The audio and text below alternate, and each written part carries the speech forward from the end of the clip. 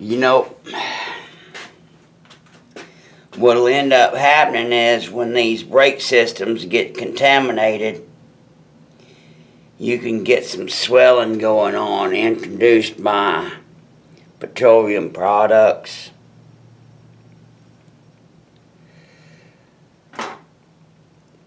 That's what that should look like.